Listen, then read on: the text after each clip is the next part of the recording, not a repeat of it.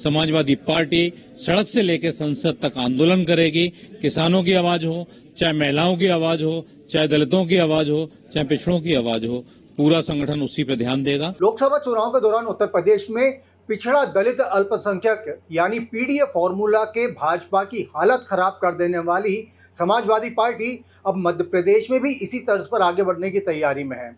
Party के राष्ट्रीय अध्यक्ष अखिलेश यादव के निर्देश पर सपा की राज्य इकाई यहां विशेष सदस्यता अभियान छेड़ेगी, जिसमें बूथ स्तर तक सदस्य संख्या इस तरह बढ़ाई जाएगी जिससे पीडीए फॉर्मूले को मजबूती दी जा सके।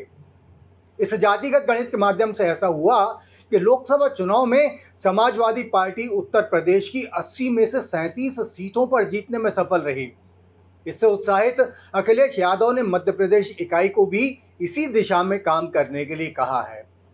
भोपाल में आयोजित समाजवादी पार्टी की कार्य समिति की बैठक में इसके लिए रणनीति पर विचार किया गया। हम लोग हर जिले में सदस्यता अभियान की शुरुआत कर रहे हैं, जिसमें पीडीए विचारधारा के तहत राष्ट्रीय अध्यक्ष जी का निर्देश है, जो पूरे देश में समाजवादी पार्टी को उन्होंने तीसरी बड़ी देश की सबसे बड़ी पार्टी बनाया है, इसी विचारधारा में बनाया है।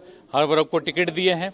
उसी के तहत हम लोग जो सदस्यता अभियान की शुरुआत कर रहे हैं मध्य प्रदेश में, वो इसी विचारधारा के साथ कर रहे हैं और हर गांव में बूथ स्तर तक इसी विचारधारा में कम से कम 10 लोगों को जोड़ना है। एक बूथ स्तर पर सभी वर्गों को लेकर चलना है।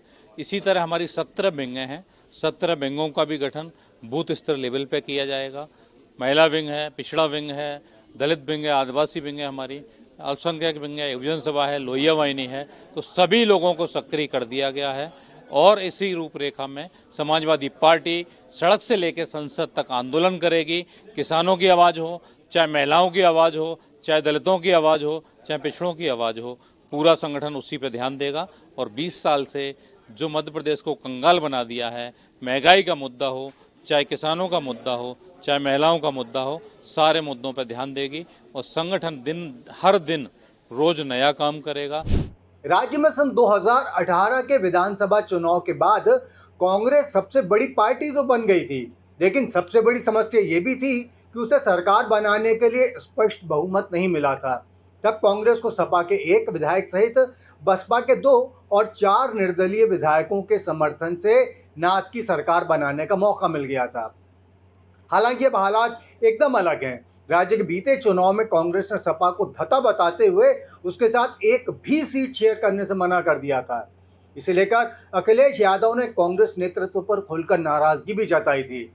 इसलिए अब ये कहा जा सकता है कि सपा के निशाने पर यदि राज्य में भाजपा की सरकार है तो इसी तरह से कांग्रेस से भी अपना हिसाब चुकता करने की तैयारी में है। यूं तो मध्य प्रदेश में भाजपा और कांग्रेस के बीच ही मुख्य मुकाबला रहता आया है और यहाँ तीसरी शक्ति कभी भी बहुत अधिक शक्तिशाली नहीं हो सकी है। लेकिन उत्तर प्रदेश में नरेंद्र मोदी की अपराजेय छवि को तोड़ने के बाद समाजवादी पार्टी की साइकिल अब मध्य प्रदेश में भी दौड़ने की तैयारी में पूरे उत्साह के साथ जुट रही दिखती है। आप देखते रहिए अनादि टीवी। फिर मिलते हैं। नमस्कार।